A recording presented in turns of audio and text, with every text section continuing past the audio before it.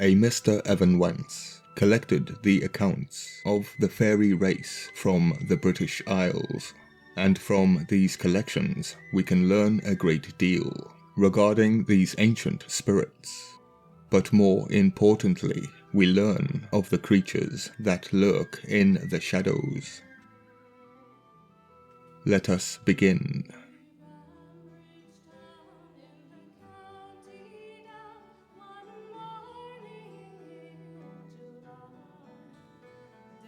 On the ancient hill of Tara, from whose heights the High Kings once ruled all of Ireland, from where the sacred fires in pagan days announced the annual resurrection of the sun, the Easter tide, where the magic of Saint Patrick prevailed over the magic of the Druids, and where the hosts of the Tuatha De Danann wanted to appear at the great feast of Samhain, Halloween.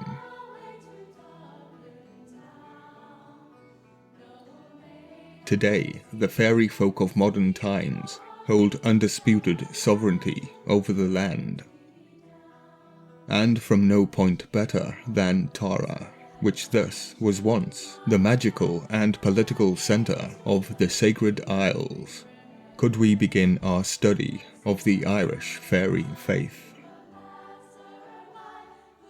Though the hill has lain unploughed and deserted since the curses of the Christian priests fell upon it, on the calm air of summer evenings at the twilight hour, wondrous music still sounds over its slopes, and at night long weird processions of silent spirits march around its grass-grown raths and forts.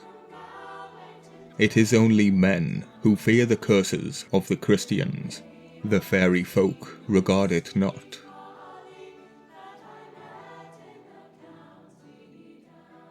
We should not fear the words of men, especially a coward in a suit.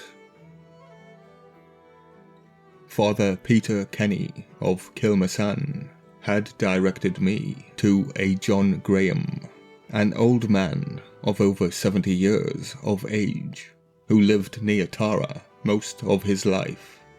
And after I had found John, and he led me from rath to rath, and then right through the length of the site, where once stood the banquet hale of kings, heroes, and druids.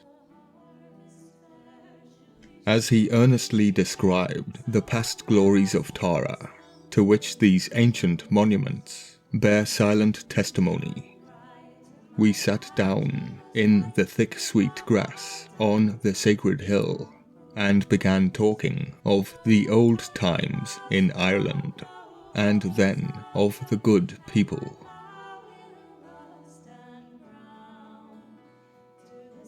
The good people's music.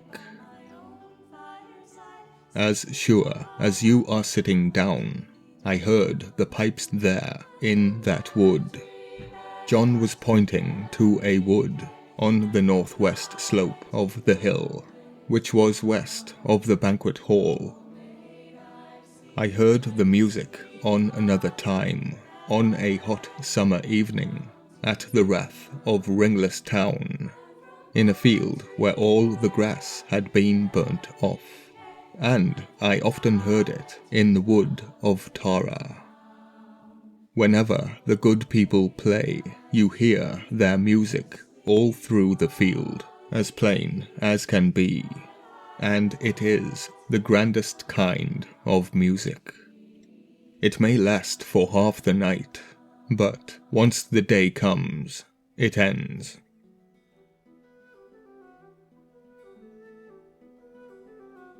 Who are the good people?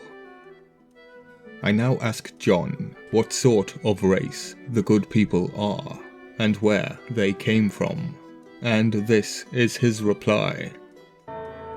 People who killed and murdered in war stay on the earth until their time is up, and they are among the good people. The souls on this earth are as thick as grass, and you can't see them. And the evil spirits are just as thick too, and people don't know it. Because there are so many spirits knocking about, they must appear to some people. The old folk saw the good people here on the hill 100 times, and they would always be talking about them. The good people can see everything, and you dare not meddle with them. They live in raths, and their houses are in them. The opinion was that they are a race of spirits, for they can go forth into different forms, and can appear big as well as little.